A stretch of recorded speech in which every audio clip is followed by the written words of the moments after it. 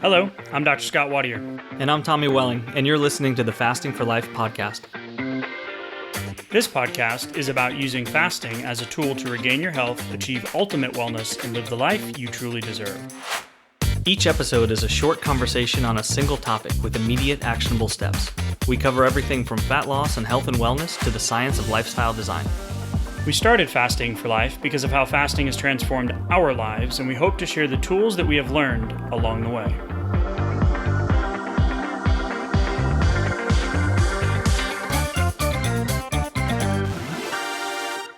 Hey everyone, welcome to the Fasting for Life podcast. My name is Dr. Scott Wadier, and I'm here, as always, with my good friend and colleague, Tommy Welling. Good afternoon to you, sir. Hey, Scott, how are you? Doing fantastic, my friend. Excited for today's conversation. We're going to talk about fasting. Go figure. We're going to talk about diabetes and fasting studies. Is it useful or harmful? Pretty much believe you know where we're going to land if you've been listening to us for a while now, that yes, we absolutely believe that you need to fast to reverse your diabetes. And we're also going to talk about a study on the effects of low-carb dietary intervention on hemoglobin A1C, which is one of the industry standard markers for blood sugar disorders. And we'll talk a little bit about how that's a downstream effect and something that can kind of lurk beneath the surface. But we're going to encourage you to take one thing away from today's episode. As we like to say, we're going to have a singular conversation with an actionable step for you to continue to be able to put fasting into your day-to-day life, Tommy. So welcome in. If you're a new listener, we're happy to have you with us. If you want to learn more about who we are and why we do what we do, head back to episode 1, give it a listen. Excuse me, with a little bit of grace as well as I cough into the microphone. Is that first episode, we're sharing our story for the first time, but our mission is to empower each and every person that has weight loss struggles, that hasn't been able to figure out a way to get the weight off and keep it off to improve long-term health.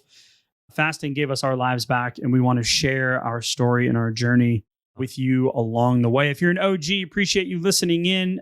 If you're a Fasting for Life lifer, thank you. I appreciate all of the incredible 5-star reviews lately. Those are our favorite kind, of course. We take criticism too.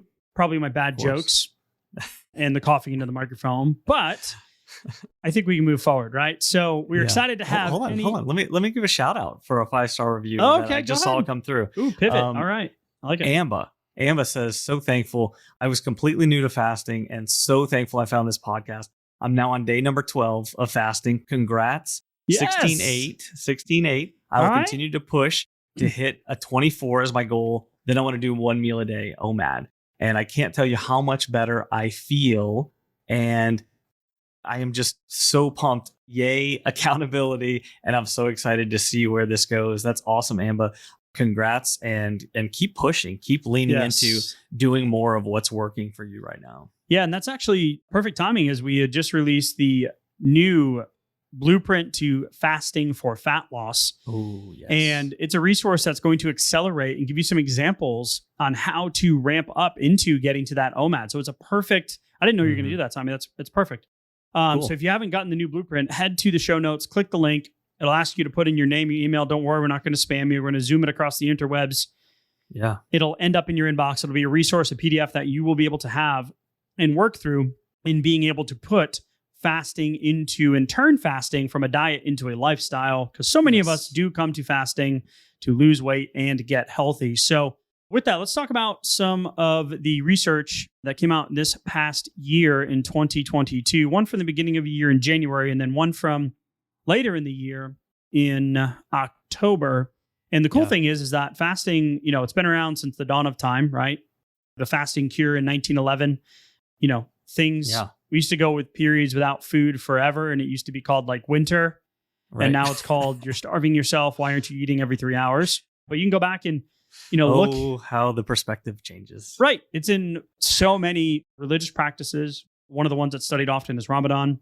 Yep. And that is mentioned in one of the first studies that we're going to mention today as well. But the takeaway should be, well, what's the application? What's the health benefit? What can it do for me, right? So especially in the prevention of metabolic disease like diabetes and then comorbidities like metabolic syndrome, which is blood pressure, triglycerides, all of those things, as well as cardiometabolic issues. And we've done episodes on all things related to those, and the episode on, how 8 of the top 10 reasons why people lose their life or their life is shortened here in the United States is related to blood sugar dysregulation or insulin. So we're talking about lifestyle diseases and lifestyle prevention.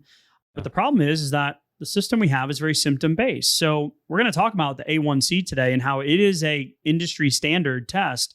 But we're also going to show that the results from the study move the needle on the gold standard of insulin resistance, which is the upstream, like the iceberg above the surface, not the festering, slowly growing. All of a sudden, my labs are out of whack and my doctor wants to put me on medication 20 years later when the problem's been there. We just haven't been able to identify it. So couldn't see it, right? So we're just not looking in the right place. So the first study came out of the Turkish Journal of Medical Sciences, and it's evidence-based information about intermittent fasting in diabetes patients, useful or harmful. And funny that the main takeaway from this is we need more fasting, right? And their takeaway was that they go through all different rigmaroles of things that they looked at, and I'll give you a little bit of perspective here on the calorie restriction or what they called fasting regimens that they looked at.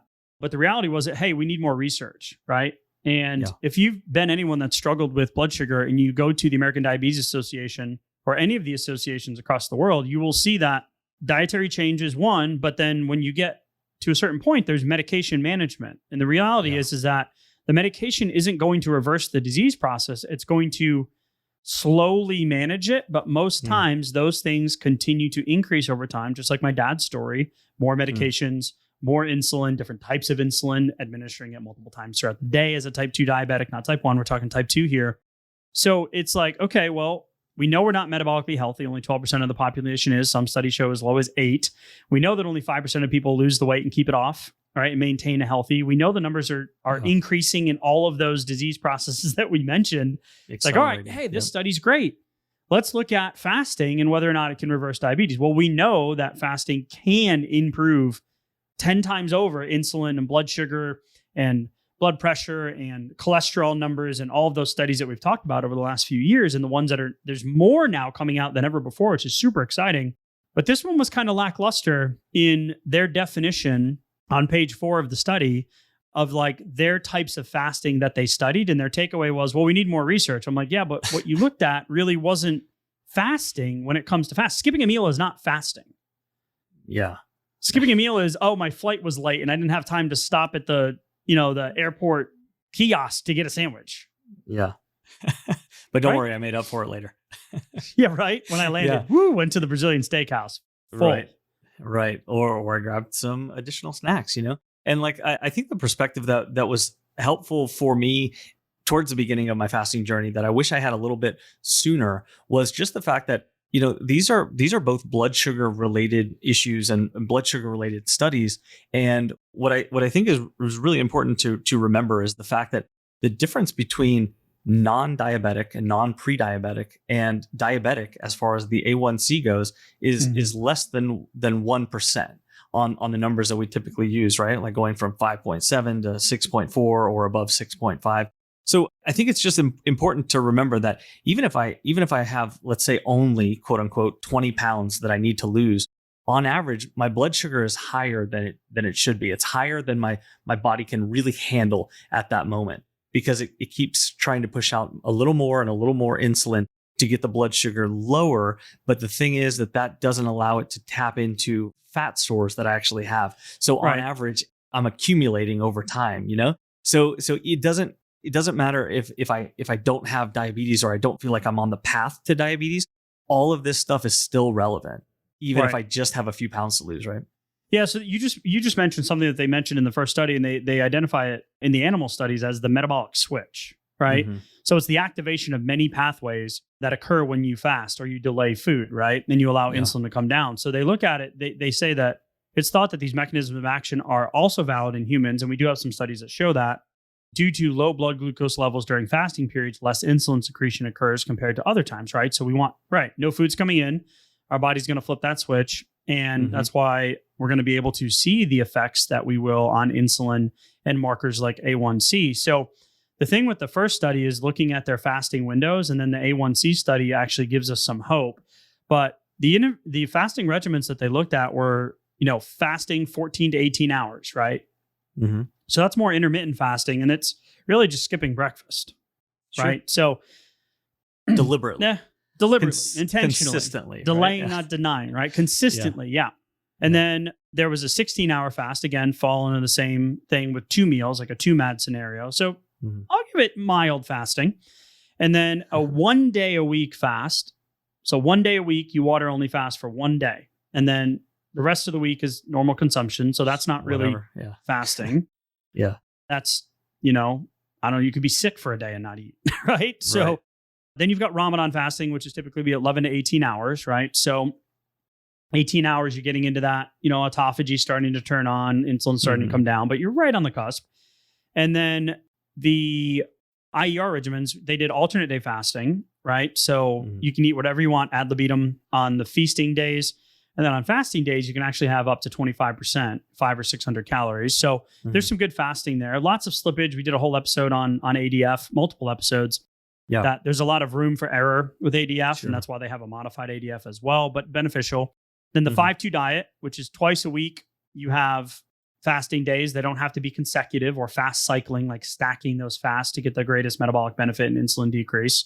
Yeah. So tiny bit of fasting in that one. And then a combination of intermittent fasting and caloric restriction, which is really just sending mixed signals, because you'll have elevated periods of insulin and like snacking in multiple meals. Yeah. And then not low enough calorie, time. high insulin. Yeah. Low calorie, elevated insulin. Exactly. Yeah. So that's mixed messages. They actually label it variable. And then intermittent, very low carb, which is 1 day a week, kind of a modified carb cycling type approach, which for us, carb cycling is something, performance-based, body composition-based, and really complicated for a lot of folks, but can be done where you just rotate the amount of carbs that you have on certain days of the week. So the takeaway is it's necessary to show which IF regimen is safe and effective and for how long for diabetic patients, right? So if you're on medication, then yes, you need to let your doctor know, like, hey, I want to start fasting. This is what I'm doing. They need to be supportive, because there are certain medications. Like if you're forcing your blood sugar low with medication, then you need to be aware and be able to track that with either a CGM or a finger stick, right? There is no major concern for the ketoacidosis side, which is the fear piece, because that really typically only happens in type 1 diabetics and also in weird insulinomas, tumor type situations. So fasting is safe for diabetics. You just need to be monitoring your blood sugar, right? Yeah. Well, let's talk about the fun study, right? The one that does show that fasting or that low carb or lifestyle intervention, right, i.e. fasting, can lower your A1C numbers in 3 or 6 months. We're not talking 3 to 6 years, but 3 to 6 months, Tommy. And that's where I love where you set the stage with, under 5.7 to 6.4, which is pre-diabetes, and then 6.5 and above, which is diabetes. Yeah, because when we're talking about A1C, it's good to note like where that comes from and what it actually means. So you're looking at, between 60 to 90 days for the average hemoglobin molecule that's actually transporting oxygen through the bloodstream. And so it's really important, because it doesn't take a big difference there to go from 5.7%, sugar saturation on these molecules to get up to, in the 6s. And then, you start to creep towards the diabetes, diagnosis, but that's not a whole lot of room for error if you think about it. But the cool thing is that those molecules basically last for about 60 to 90 days. So that's what it's a look back. It's a lagging indicator, if you will, for what's been happening physiologically. So to see that we can start to move the needle, and we see some promising results here over just a few months, and then start to put that together with dialing up our fasting a bit more, like you were talking about in the previous study, where some of those methods weren't quite getting to where, on the cusp of flipping the switch. Yeah, it's really close. But if we can put those things together, now we can see some really just incredible results that you may be like knocking out the door, Yeah, the cool thing about this study was they were looking at the 3 and 6 month marks, right? And it was a randomized clinical trial for 150 adults, low carb diet intervention, so less than 40 net carbs a day. And there was a significant reduced hemoglobin A1C compared with the usual diet over 6 months.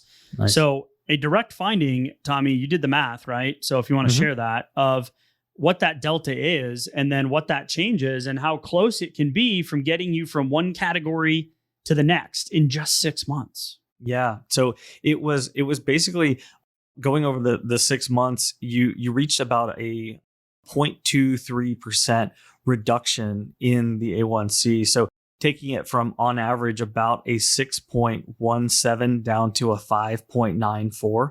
So depending on exactly where you fall, that can be enough to move the needle. That could be enough to get off of a medication or reduce one potentially, or to see a new number on the scale potentially. Because if you can get that number down, then that means insulin can follow that. On average, it can come down a bit more, which means that I can spend more time tapping into those long-term fat stores rather than just, burning through more sugar than I'm bringing in. That won't come out.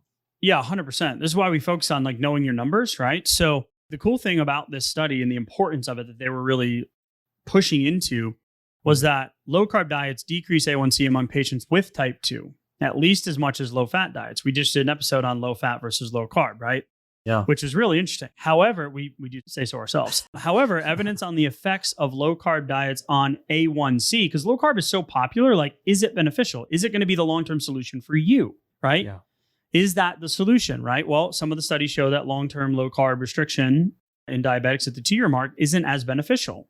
But we're talking 6 months, smaller sample size, keto, 90 days. What's easier the result? To stick to over 6 months. Yeah, easier to stick to. Incredible. Trying new things, figuring out, hey, is this my long-term solution to get you off the dieting weight loss roller coaster, right? Get you off the struggle bus. So the cool thing about this study was they were focusing on the range of pre-diabetes to diabetes. They were focusing on the pre-diabetes group because in the diabetes group treated with medication, the A1C has been documented to show results. So I love the fact that we're talking about not the 40 million Americans that have type 2 diabetes, but the fact that the statistics right now from the CDC, the most updated ones, is 96 million Americans, more than 1 in 3 have pre-diabetes. Wow. Here's the staggering statistic. 80% don't know it. Yeah, I believe it. I didn't either. Yeah. Woo, but my liver enzymes are up a little bit. My blood pressure was kind of elevated a little bit. My waist circumference was increasing. There were signs. LDL ratio getting off. Yeah, the ratio was off a little bit. Yeah. Right? So fasting, obviously, shown to, over periods of time, to decrease so many health benefits. It's incredible. Yeah. But lab metrics for sure to show those positive net effects. So when we're looking at this study specifically versus the control group, you had mentioned that reduction in A1C. And then we also look at fasting plasma glucose and the the low carb intervention group. Imagine if we added fasting, just like the first study, right? We need a little more fasting. What do you need? More fasting. How do you get there? Go grab the blueprint. It walks you through exactly what your week should look like and how to get there. So shameless plug.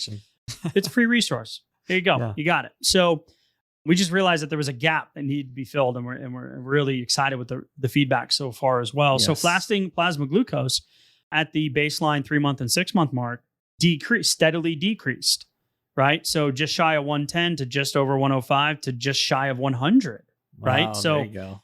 A big change, right? But the usual diet group actually went up at 3 months and then back down, but not down to the original starting point as baseline at the 6-month mark. Ouch. So it's like a mountain peak, right? I was like, oh, weird. Yeah. Systolic blood pressure. Both groups declined, but significantly at the 3-month mark, from baseline to 3-month mark in the low carb group.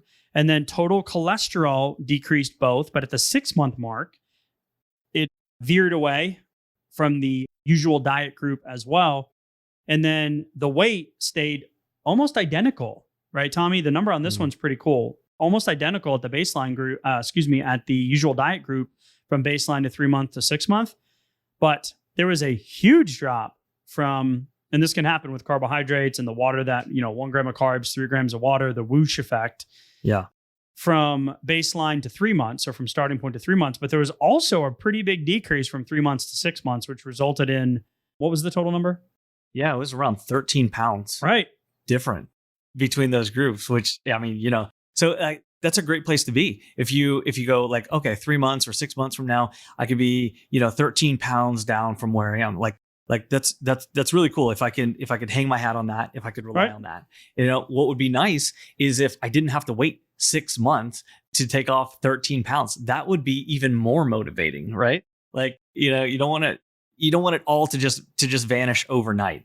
That can have its own issues. But if we can do it a little bit faster, consistently, and we can put some of the superpowers, combine them, like a little bit of deliberate low carb nutritious eating with a little bit longer and more consistently hitting my fasting timers. Okay. Now I'm able to go like, okay, I can see myself doing some things week to week here without getting so frustrated with the process. Right. Like that's so common with the yo-yo dieting. Just like the shout out you gave to the 5-star reviewer, right? Like you're starting the process. You're doing it. You're doing it in real time. It's like my kid riding a bike. You're doing it. Don't look down. You're doing it. Smash. You're doing it. No, don't look down. Oh, wait. I just said don't look down. What do they do? They don't look down. Man. Okay. My fault. Yep. Bad parenting. Learn from our mistakes, right? So one of the exploratory outcomes that I thought was really cool too, if we're talking about long-term health metrics or moving the needle, prevention, never ending up having to have that conversation with the doc or the loved one. 6-month decreases in fasting insulin, huge. Homeostasis model assessment of insulin resistance, which is the gold standard, the HOMA-IR. And if you're wondering what that is, search our podcast episodes. We have an episode on that, give you the equation and everything. Mm-hmm. And waist circumference, we have a resource on that as well with our insulin resistant assessment on our resources tab on our website. Waist circumference and waist to height ratio is a huge indicator of cardiometabolic issues. The decreases were significantly greater in the intervention group than the usual diet group. So never mind A1C, but fasting insulin upstream, HOMA-IR upstream, and then waist circumference and height to waist ratio, which is something that some people don't realize is actually a better way to measure progress. Never mind. I shied away from that one for a long time. Right.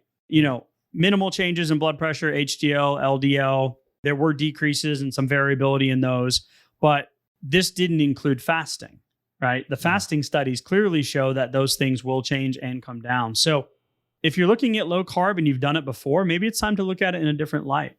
Doing the low carb for now. Let's get the movement. Let's get the scale moving. Let's get the blood sugar variability, right? They had mentioned that the majority of time in the low carb group was spent between 70 and 120, which is the normal range for non-diabetics. Yeah.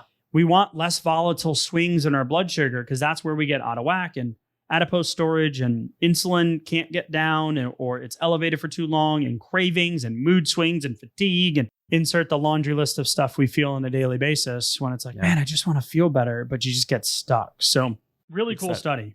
It's that concentration of sugar in the blood that ends up, ticking up the A1C because it's getting pushed onto those hemoglobin molecules. So the more time we can spend in that healthier range, then the more time it has to actually get burned off, to dissipate and not just stick on and then get circulated all throughout. So I really love the encouragement and the empowerment that's sitting right here in front of us. We can put these methods together and we can actually start moving the needle in a very cool way. Yeah, and they found those the significantly lower 24-hour glucose and higher percentage of the time between the normal range of 70 to 120. We don't want blood sugars in the 90s. That's prediabetes.